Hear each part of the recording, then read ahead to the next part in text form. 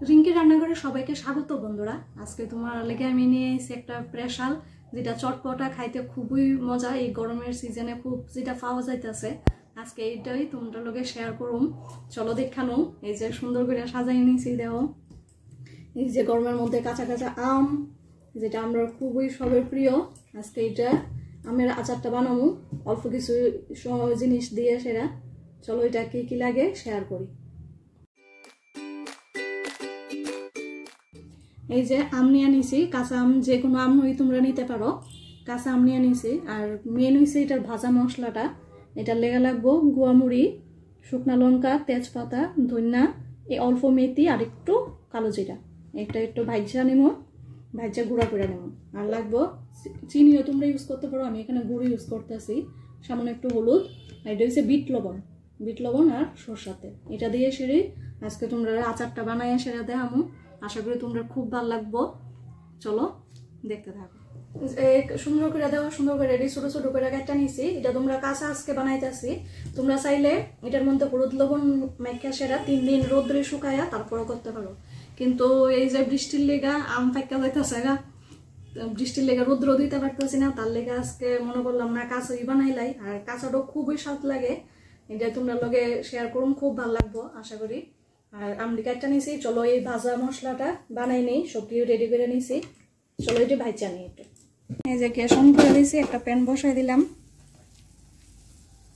প্রথমে শুকনা লঙ্কাটা ভাজা নিই আর তেজপাতাটা।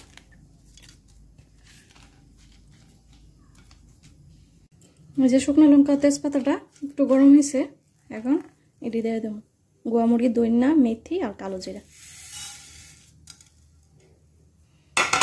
সুন্দর করে এটা ভাজা নিব। 2-3 মিনিট ভাজলে হইব। 2-3 মিনিট ভাজা নামাই লাগবো, বেশি ভাজো না, তাহলে এটার যে ফ্লেভারটা যে যাইব গা বেশি ভাজলে।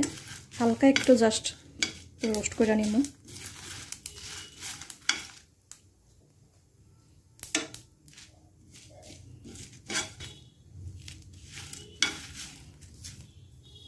এই যে 2-3 মিনিট ভাজা নিয়েছি, এখন মশলাটা নামাই নেব।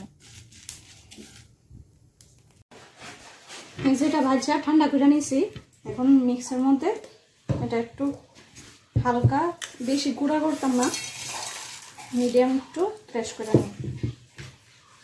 এই তো মশলাটা গুঁড়া করে নিয়েছি।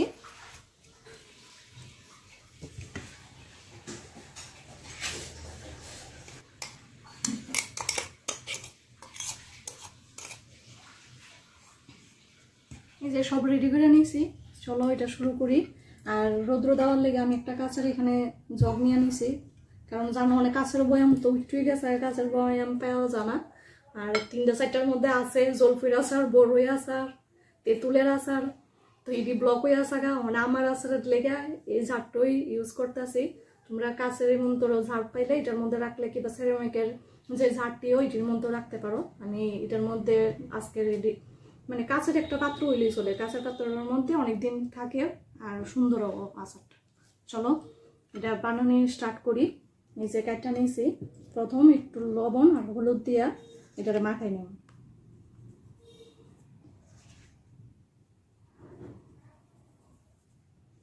সামান্য একটু বেশি দেওয়ার দরকার নাই।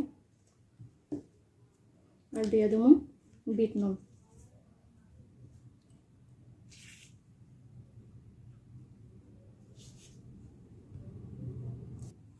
এই যে লবণ হলুদ দিয়ে একটু মাখাই নেব।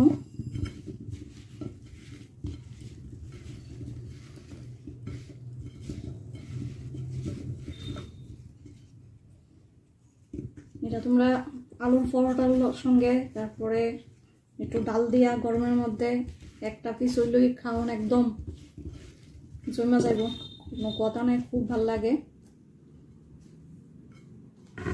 এই যে এখন একটু দিয়ে দেবো সরষের তেল।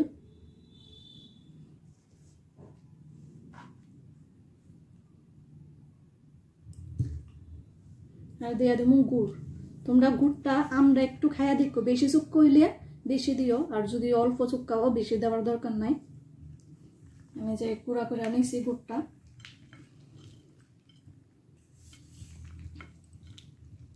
এই 3টা আমের লেগা আমি এমন এক ঘটেই গুড় দিতেছি।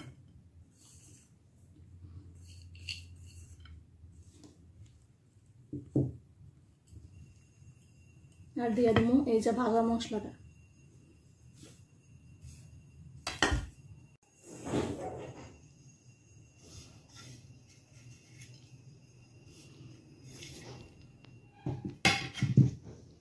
এই যে মশলাটা হয়েছে মেন সুন্দর একটা ফ্লেভার আয় মশলাটাতে।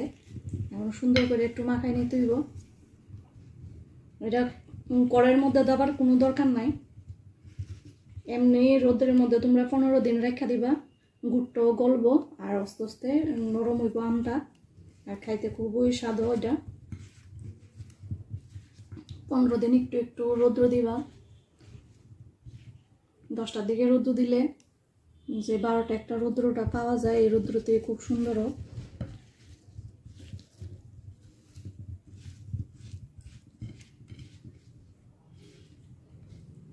চলো সুন্দর করে মাইখা নিছি।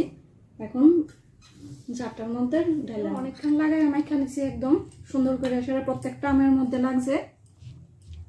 সুন্দর করে মাইখা নিছি। আর কি সেন্ট বেরিয়েছে বন্ধুরা, ও সেন্টই দুর্দান্ত একটা সেন্ট বেরিয়েছে মশলা আর সরষের তেল। চলো এটা জারটার মধ্যে ঢেলে নিই।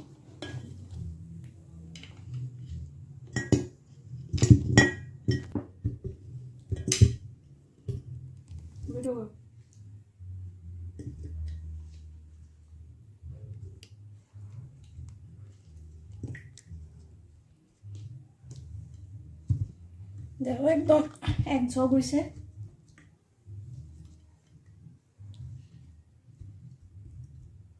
অনেক অল্প অল্প সরষের তেল দিয়ে দেবো।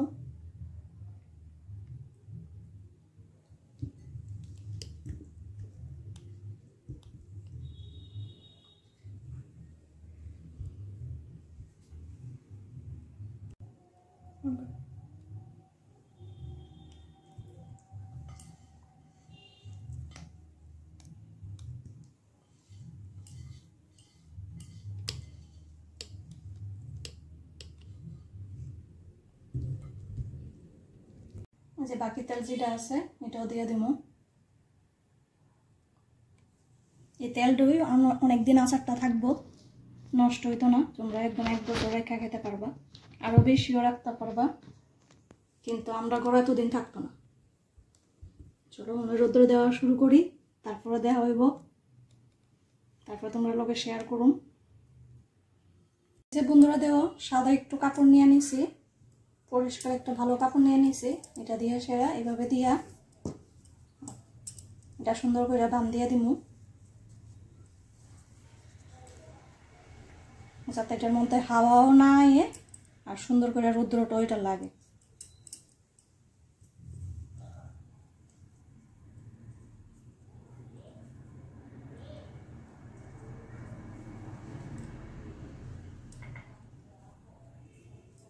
একদম আমার রেডি আমের আচার, দেখতে পেতেছো। মানে শুধু রৌদ্র দিবা আর খাইবা, খুব সুস্বাদু একটা জিনিস। আশা করি সবাই ভালো লাগবো। তো চলো দেখলাম আমরা কি প্রসেসে বানাইলাম, আশা করি তোমরা খুব ভালো লাগবে। আর তোমরা তো সবাই পারোই, তবু আমি কিভাবে বানাই এটা তোমরা লগে আজকে শেয়ার করলাম। আর তোমরা এইভাবে ট্রাই করো, খুব ভালো লাগবো। আর এইভাবে সবাই রিঙ্কি রান্নাঘরে সবাই পাশে থাকো, লাইক কমেন্ট সাবস্ক্রাইব করো। আর যারা ফেসবুক থেকে দেখতেছো প্লিজ একটু ফলো করে দিও। আজকের মতো টাটা, বাই বাই।